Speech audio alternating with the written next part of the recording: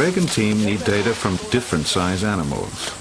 They move on to test a large male, not knowing the kind of power this animal's jaws will be capable of.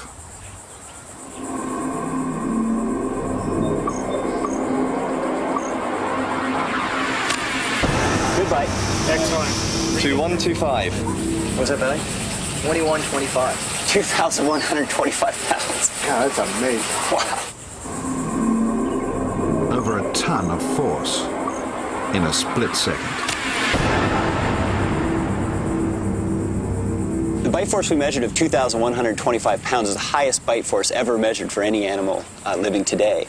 And just for comparison, the spotted hyena, the bone-crushing champion among mammals, only generates a bite about half that, around 1,000 pounds. Animals such as lions are similarly in that range. Sharks are a little bit lower. 2,125 pounds, that's equivalent to putting a small pickup truck on top of this animal's head and pressing its teeth down. As you can imagine, just incredible pressure was generated when it did that bite.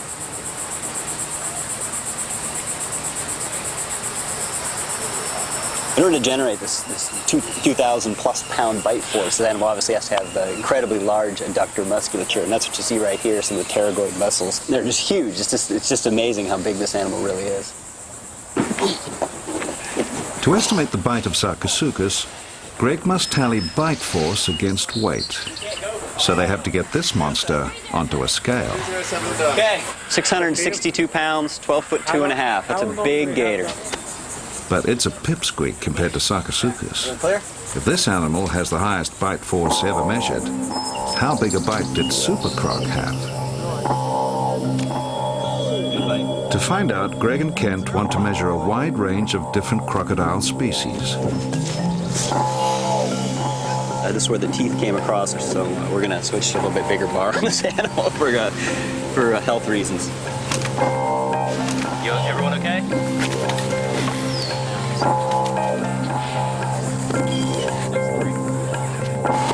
Careful, careful, careful. Got a root.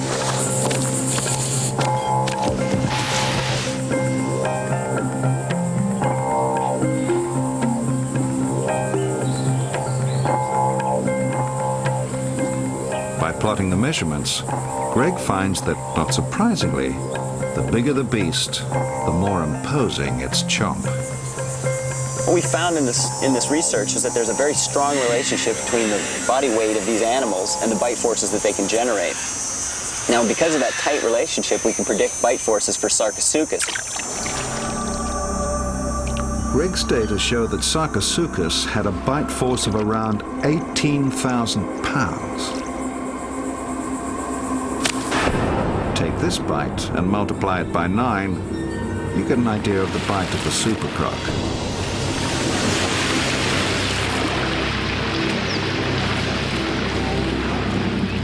We think that this animal was capable of eating just about anything it wanted. We know what kinds of animals were inhabiting the rivers from the fossils we found right around Sarcosuchus. There were many kinds of very large fish that reached 4 or 5 feet in length. Of course, there were dinosaurs roaming the banks of the rivers. There were plant eaters like Iguanodon, sauropods, the long-necked dinosaurs, like our Diplodocus. There were predatory dinosaurs.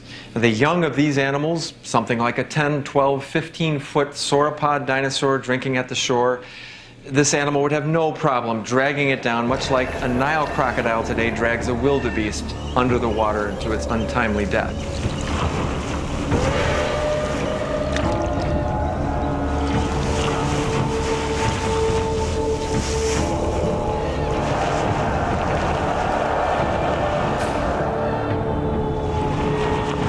Paul knows from Greg's results that Sarcosuchus probably had a strong enough bite to take down a multi-ton dinosaur.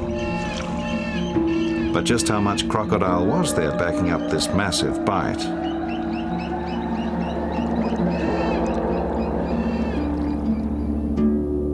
Paul needs to calculate how huge Supercroc was. But he has a problem. His animal is missing a body. There was nothing beyond the skull. It was isolated. Elsewhere in the desert, we found bones of this crocodile, some of them from half-grown individuals, some of them from three-quarter grown individuals. Here's bones of the back and the armor plates that covered them. Moving back further now, perhaps 15, 20 feet from the jaws, hip bones and a leg bone. Now we come to the tail, and of the tail we have the armor plates. We know it extended further, 25 feet, 30 feet, and into uncharted waters for crocodiles. No crocodile has been found at this size. So Paul must find a way to chart those waters. In alligators, research shows a firm relationship between skull length and body length. The two are linked by a kind of magic ratio. If the magic ratio holds for other crocodilian species, Paul can apply it to the supercroc. The length of the skull will be the key to finding the length of the whole animal.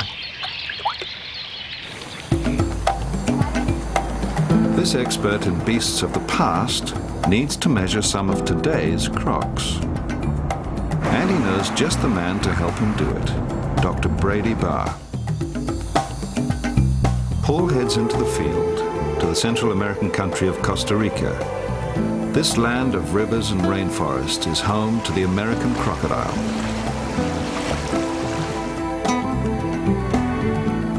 Paul travels to the west of the country to the Tarcoles River.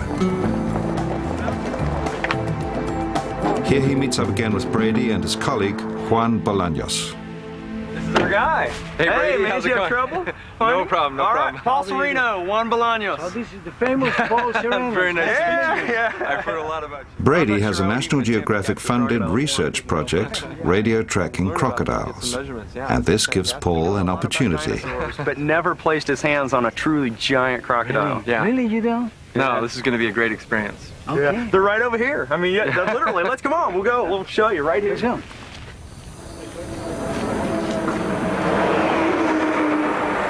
And you're getting ready to experience Land of the Giants right here. Wow. Paul is now on Brady's turf. Oh, yeah.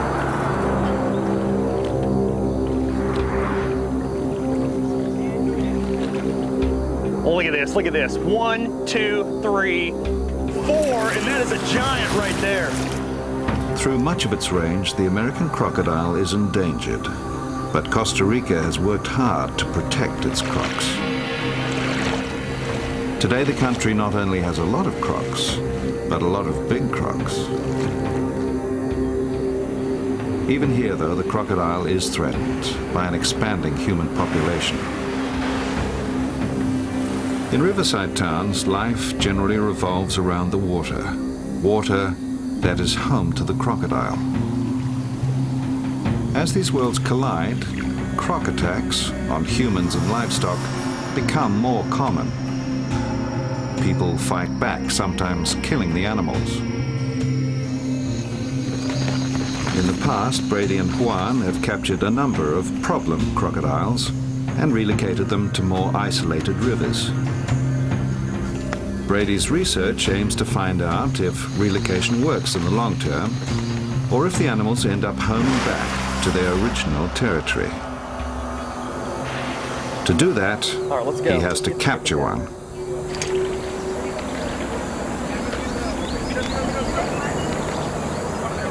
This bridge is a major tourist attraction, and the crocodiles are used to being fed. While Brady rings the dinner bell from the bridge, Paul and Juan head down to the river.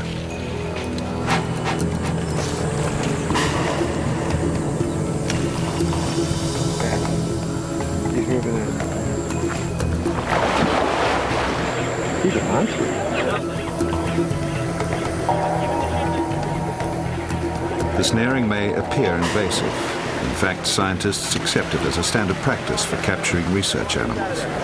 That's a big one. Man, he's going nuts. He is going nuts. Just throw the rope to Sereno, Jerry. Throw it.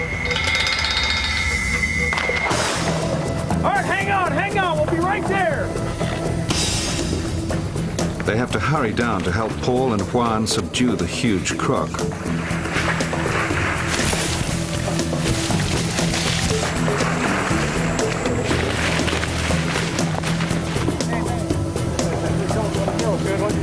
Yeah, this is a good one. Has he fought? Has he done anything?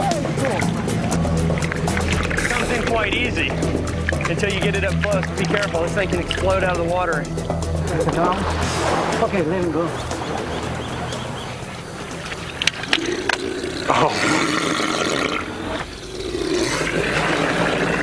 That's an angry crocodile. That's an angry crocodile. Yeah, he's trying to get both. See, you got those jaws secured?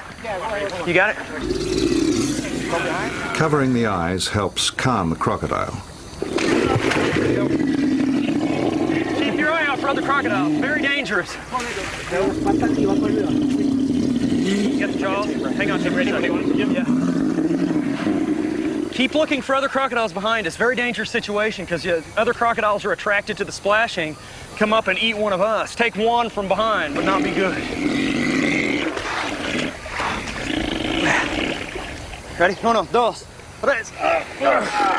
Watch out for this head. The crocodile will swing his head around, hit you in the face, knock you out. I got my nose broken by one of them. Broke his nose. Ready? Come on. Uno, dos, tres. It takes 5 of them to drag the animal out of the water.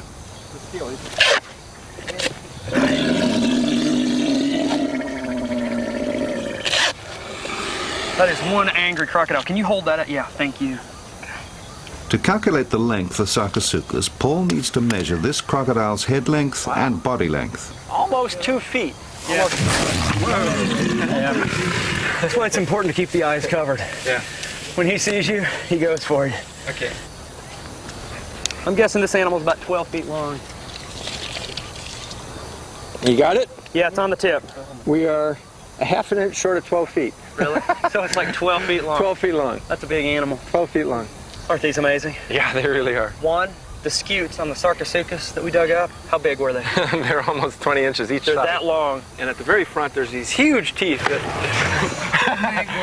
The animal reminds them that it is just resting. Let's get the legs tied. That's our cue to stop talking and get this thing secured. How about the strength of that animal, Paul? That's pretty impressive, isn't it? Very impressive. It's amazing that we can handle it after we let it tire itself out a little bit. The power, the instant power is incredible, but then it gets tired quick. Crocodiles are immensely powerful, but they build up lactic acid very quickly, and like a sprinter, they are soon spent. It takes them time to recover. He's breathing out, and it's cool. It's cool air coming out of there. Even though he's been exercising like a fiend in fighting us for a half an hour, 45 minutes, and struggling up here on the beach. And it breathes out, and it's like an air conditioner. Now, was Sarcosuchus in the same arrangement? Were the eyes in the same position with the nostrils on top of the snout like this? Yeah, the nostrils were on top of the snout like that, and the eyes were, if anything, even further to the top of the skull. It was a sabotage predator, in much the same way, but even more. Paul is convinced that Sarcosuchus hunted in the same way as today's crocodiles, sneaking up on prey with just its eyes and nostrils breaking the water. It is a killing technique that has worked for at least 100 million years. Getting this close to a modern crocodile has already given Paul valuable insights into Sarcosuchus. Well, I've studied extinct huge reptiles all my life, but I've never had the chance to come face to face with anything large and reptilian. And jumping on the back of one of these things, towing it in, is one of the greatest experiences of my lifetime. It's the first time I've come face to face and touched and felt an enormous reptile. Okay. Okay, again. So 1, 2, 3, let's go. To relocate this enormous reptile, they have to load it into a pickup. Careful, baby, with the head. Careful, baby, with the head. Yeah. Push this way. We got a 12-foot crocodile. It's about doing us all in. Oh, wait. Can you imagine a 30-foot Sarcosuchus? You'd need a bigger truck. He's gonna move. Watch out. The slightest twitch from the crocodile is enough to unseat Paul and Brady. We should have tied ourselves onto the truck. I know it. Then it would have just dragged us if it throws you out. Just so strong. This animal will be released in the Tuline River, about 20 miles from where it was captured. You die for free. Okay. That's good. You got to put the radio filter on. First, Brady attaches a radio transmitter so they can track the animal and see if it returns to the Tarcoles. Yeah, that's great. That's not going anywhere. See if we got a signal.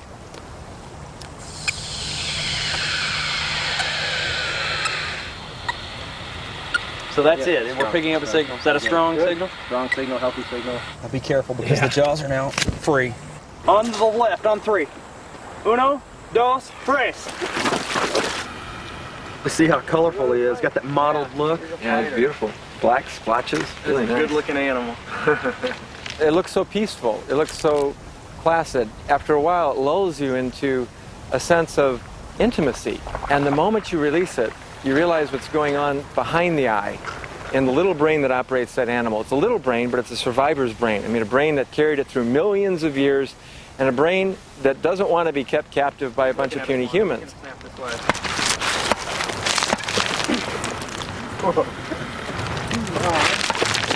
While he sees her over there. All of a sudden, that beautiful, placid eye takes on a certain viciousness, and it can turn on you, of course, in a flash of a second. Look at that. He's taking a look at us.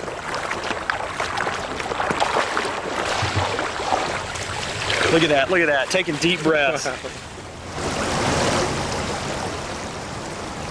Brady needs to capture more individuals to get enough data for his study. And Paul wants measurements from a larger animal, the bigger the better, to approximate Supercroc. The best time to catch a big crocodile is at night, when they are usually less wary. Trying to catch a big, alert crocodile during the day is almost impossible.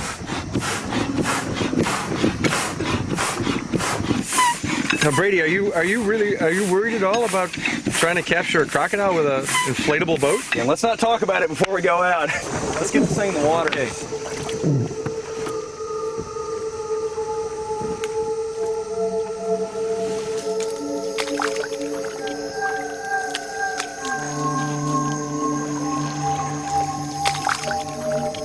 To go down one of these rivers on a fragile raft, and you see all the eyes around you and the reeds around the river, it gives you a sense for what one of these crocodiles is like as a predator.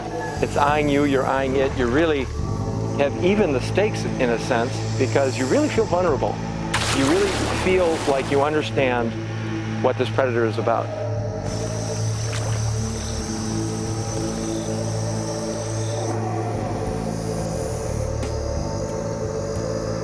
There he is, right there. Look. That's a big one. Look. You see him? Right there.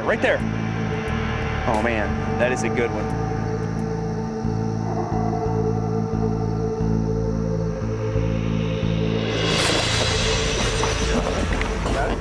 Brady finally manages to snare the beast. Watch out, he's very close. Yeah, very close here. Right under the boat. I got you back up. Brady can tell by the weight on the rope that this is a serious crocodile. Just get to shore. I mean, I got a crocodile right here. How close? Watch out. He is right under the boat. I mean, it's strange. It's like slack. I mean, he's not pulling. It's like I'm afraid he's going to bite the boat. As soon as he realizes that we're not here, He's under something. Something's going on down there. It seems that somehow the rope has got snagged underwater. It's very deep right there, Warren. There's nothing to do but reach down and free it by Two hand. crocodiles up ahead. Okay. will you push, Yeah. push the boat? Sure. I mean, push. They know the enormous crocodile is on the other end of the rope, but where? Man, this is horrifying. I mean, we got giant crocodiles all over the place. They're splashing around. We got an angry 15-footer on the rope. For all they know, the crocodile is literally right at their feet. Watch out. I don't know where he's at, Juan. The rope is down under a rock or something right there. Juan reaches down into the water. But something is wrong. You keep an eye out for the croc out there. He manages to free the rope, but it's still attached to the lurking beast. You want to? Yeah, take it. I got it. So we're gonna cross the river. I see. We're almost there. We're almost there. Almost there. Come on, guys. There's no way to pull the crocodile ashore on this side of the river. They have to paddle across the current to the other side, towing their huge captive. Everywhere. We're there. They're surrounded by crocs. Jump out. I just saw a croc there. Okay. Croc's coming right towards us. We need to get on land. Go.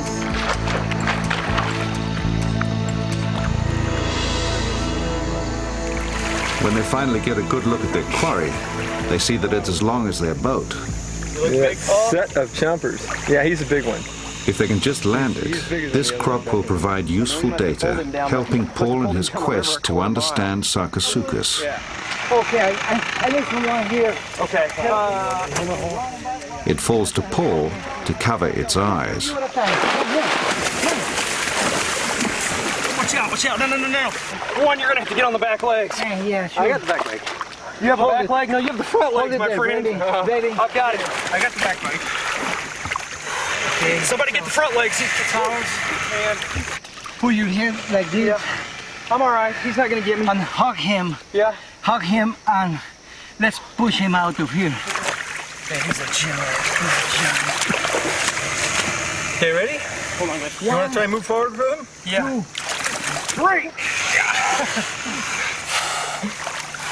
Yeah, he's more than 1,000. Oh man, this thing is well over half a ton. You ready? 1, 2, 3. Oh man, look at that head. This is the closest you're gonna get to a living dinosaur. That is a monster. Juan, this may be the biggest one we've ever captured. Yes, sir. You bet it. Yeah, let's get this tape measure on him. Whoa. Right there. Wow. 65 centimeters. Wow. That's a big skull.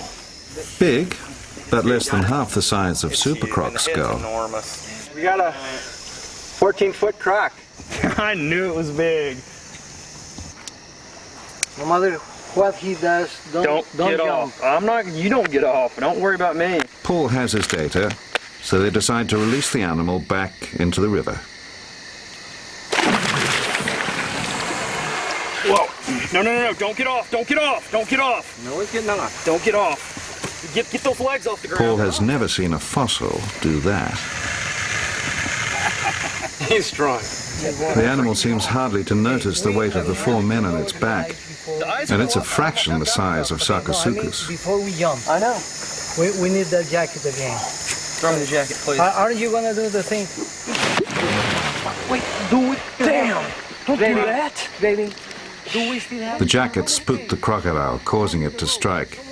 Give me a rope. Give me the snare. Give me the snare back. Somebody give me the snare. Okay. Am I doing the count? Yeah.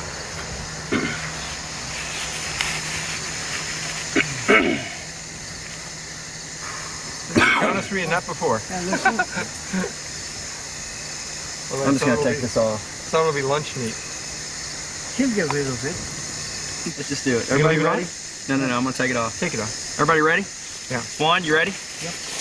Okay, when I say 3, We move. yeah. 1, 2, 3. Whoa. Oh, that's fantastic. So I had to feel to sit on something that powerful. No, it felt like you're riding a horse. I mean, it was that wide. It was. It was really had an It incredible was like body. riding 3 horses, man. Riding 3 horses. That's right. Well, I came with the aim of taking measurements, but there's nothing like actually getting on the back of one of these animals to sense, the power. Because what we're going to be reconstructing is an animal of basically a similar design, but something 3 times the length and maybe 10, 12 times the weight. So to feel the way it moves, where it's stiff, where it's flexible, the way the eye, looks at you, the way the ear flap covers the ear, the coldness of the breath. I mean, all these things are things you'd never really have a chance to experience, but are ultimately figuring in when you have to reconstruct something that once was. Look at that.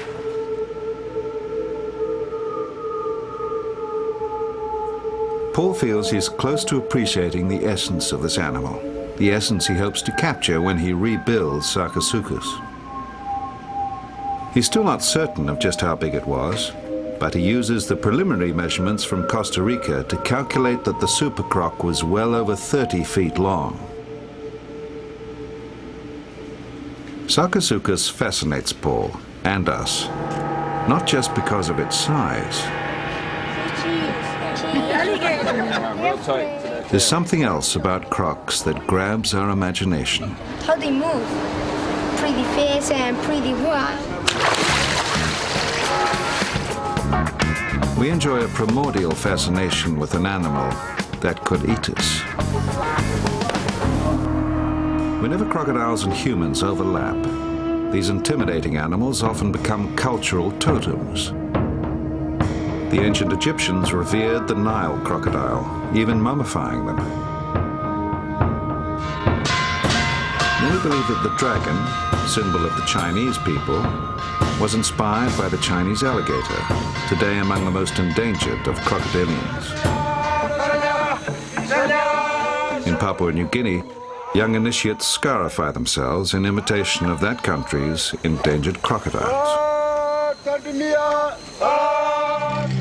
For most of us, crocodiles are seldom a real danger. It's killed 5 people already.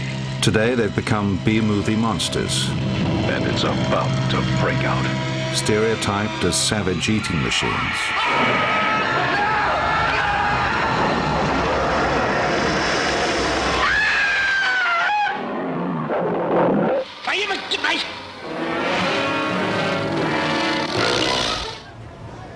Our fascination with crocodilians has led to a thriving business in which the crocs are performers in what amounts to a circus act. At Gatorland in Orlando, Florida, one of the prime attractions is something called the jumperoo. Now what we got to do is yell those words. A performance which combines feeding time with showmanship. Though it may reinforce the stereotyping of crocodilians, this spectacle inadvertently led to a remarkable development in croc research. Are you ready, Muggsy? Research into a survival tool that people might not associate with crocodiles. Intelligence. All right, when we began the Jumperoo show, it was basically start out as a feeding show, but to entertain guests, we said, well, we'll give a few of them names. So we started just calling some of the alligators by name when we were feeding them. Pizza, and then we learned what we do was call their name, and they started to respond to their name. Even at a distance, they could be looking the other way, and they would turn their head. You would say, hey, Mike. And the alligator's head, Mike, would turn over and look at you. So we started to see a pattern of some of these animals recognizing their names, which is really interesting, and we think that we can maybe utilize this and modify some of this training. Lucy! Gatorland's general curator, Flavio Morrissey, decided that the perfect subjects were the Cuban crocodiles. Lucy, water. Lucy, water. They are highly endangered in the wild and widely considered the most aggressive of crocodile species. Good job. Good girl. When we first got these animals, they had an extraordinarily strong, aggressive, associated behavior with food. So whenever it was feeding time, they were running to wherever we may have been. And it's not one crocodile coming at you, it's 6. Go. Ricardo, here! But through a process called operant conditioning, Flavio and his colleagues have wrought a remarkable change in the Cuban crocs. Ricardo, here! Ricardo, here! Even though the croc Lucy is right at their feet, Here. it is Ricardo that responds. Ricardo, up! Good boy. Oh, that's a good boy.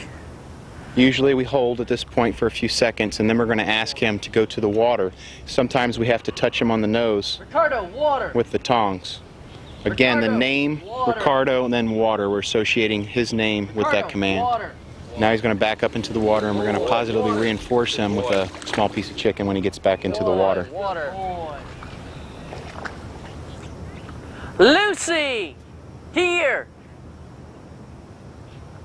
Oh my gosh, it's just been so much of a pleasure to feed them and not worried about if you're going to get your leg or arm pulled off by these crocodiles. Good girl. And people from outside Gatorland, other professionals, seem to be amazed over this as well, because some of them have worked with these particular animals and other Cuban crocodiles, and usually they have this reputation of just being pure nasty.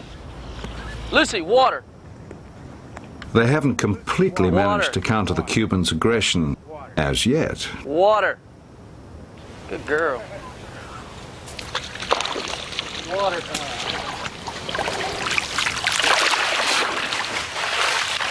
Crocodiles are often considered primitive beasts.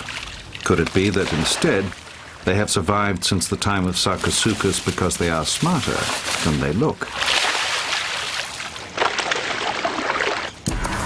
When it comes to crocs, appearances can be deceptive.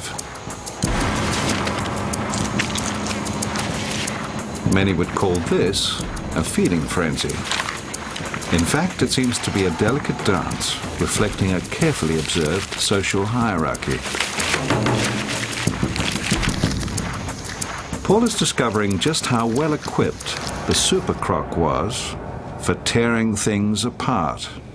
At the front, an enormous set of teeth project downwards and inwards. And these teeth are not slender, hook-shaped teeth for catching fish. They oppose another set of tusk-like teeth from below here. Sarcosuchus could have used this lethal combination to rip huge chunks of flesh out of its dinosaurian prey. Once the crocodile had swallowed these vast gobbets of meat, it would have to digest them.